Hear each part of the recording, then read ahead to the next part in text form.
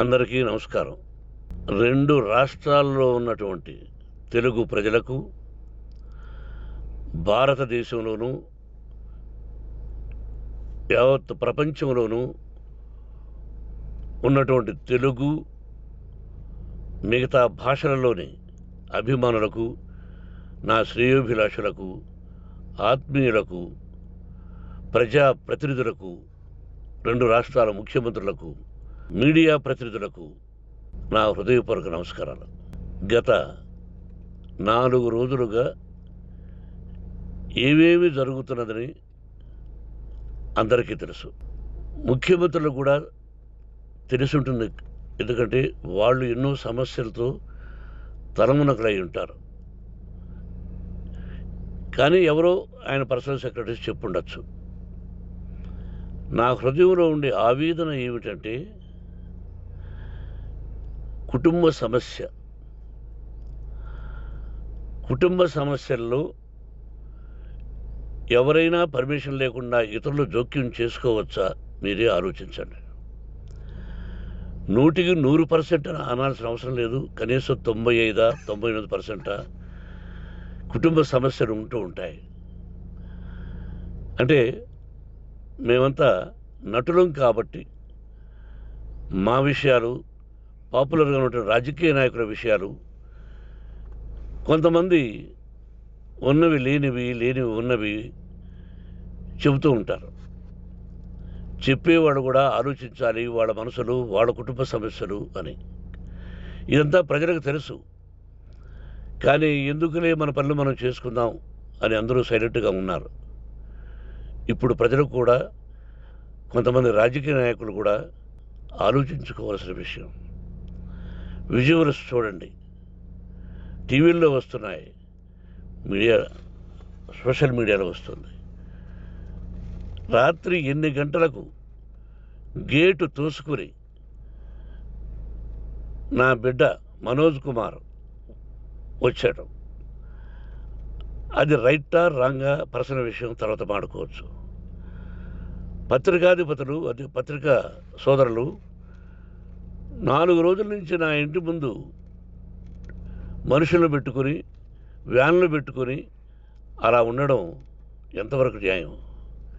నేను అప్పటికీ బయట పోతున్నప్పుడు చెప్పాను, అందరికీ నమస్కారం అయ్యా, మీకు కుటుంబ సభ్యులు ఉన్నారు, దయచేసి నా సమస్యను నేనే పరిష్కరించుకుంటాను నా బిడ్డలతో, దీన్ని చిలవలు పరవలు చేయొద్దండి, దయచేసి నన్ను గౌరవించండి, నేను ప్రజలకు ఏం చేస్తున్నాను ఒక విద్య ద్వారా అనేది మీకు తెలుసు.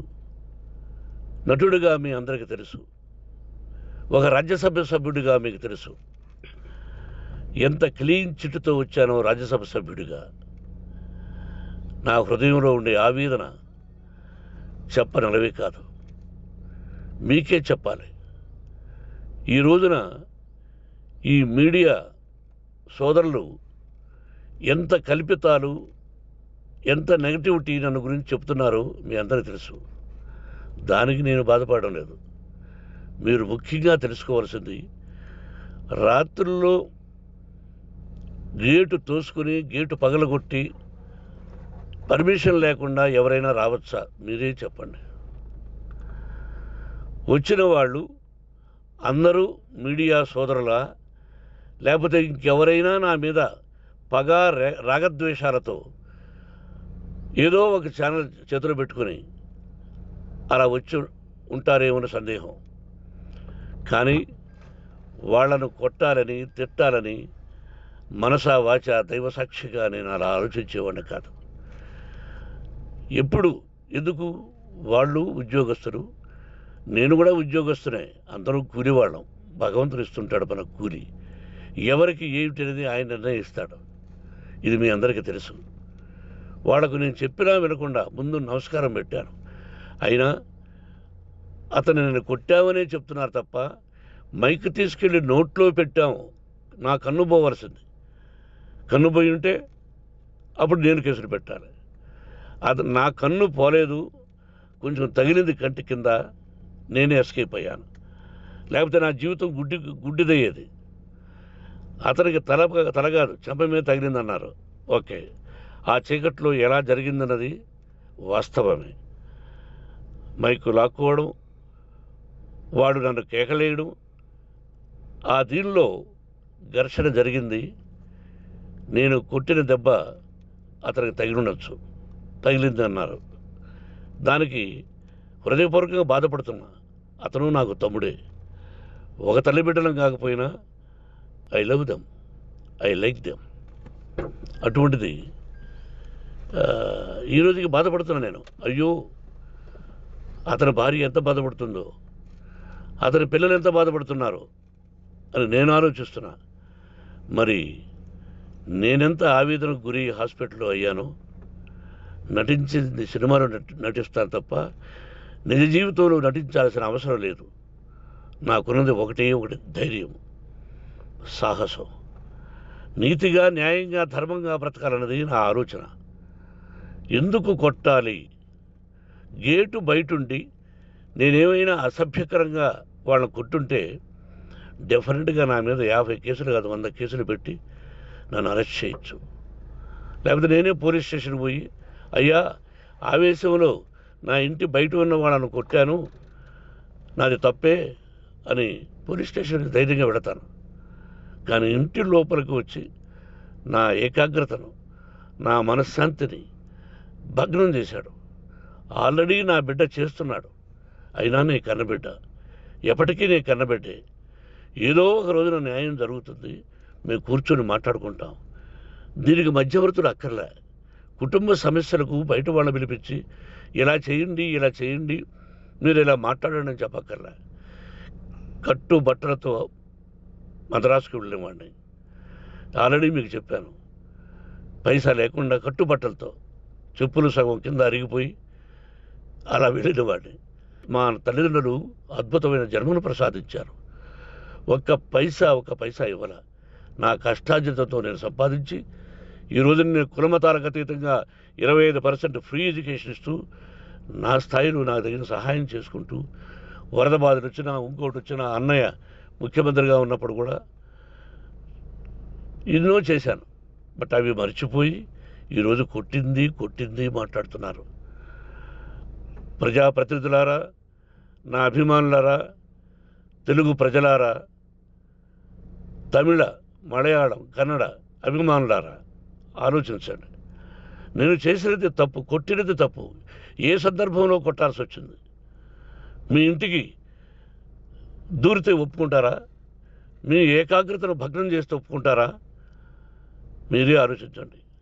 న్యాయాధిపతులు కానీ, ప్రజాప్రతినిధులు కానీ, అభిమానులు కానీ, వ్యాపారస్తులు కానీ, ఇదే మీడియా ప్రతినిధులు కూడా వాళ్ళ ఇళ్ళలోకి ఎవరైనా దూరి, ఏయ్ మన గురించి ఇలా రాశావు అని ఆ ఇళ్ళల్లోకి ఒక 10 మంది వెళితే వాళ్ళు దండం పెట్టి పంపిస్తారా?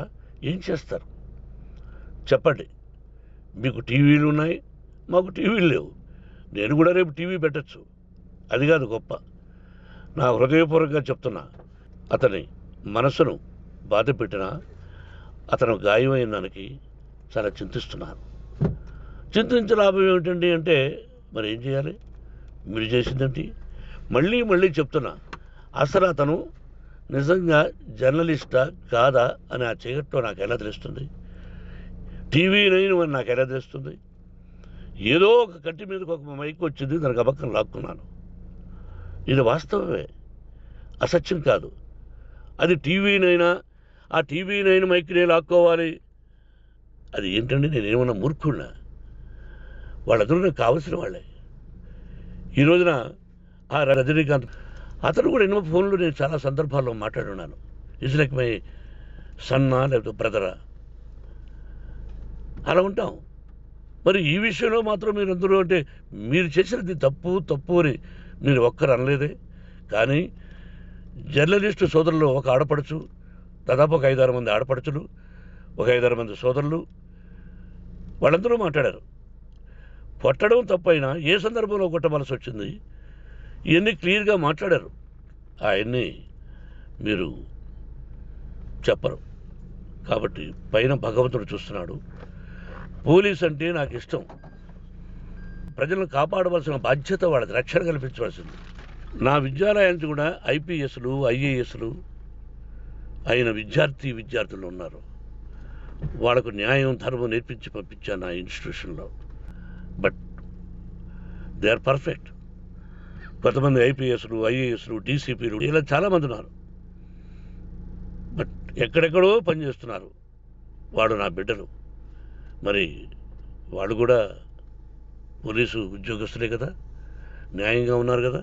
కానీ ఇక్కడ మాత్రం ఏకపక్ష నిర్ణయం ఏమి చేస్తున్నారో మీరే ప్రజలారా చూడండి, ఆలోచించండి. నేను న్యాయమా అన్యాయమా, నేను చేసింది న్యాయమా అన్యాయమా, మీరే ఆలోచించండి. నా ఇంటికి తలుపులు బద్దలు కొట్టి రావడం న్యాయమా, మీరే చెప్పండి. ఎల్లప్పుడూ మీ ఆశీస్సులు కోరుకునే మీ మోహన్ బాబు. నమస్కారం.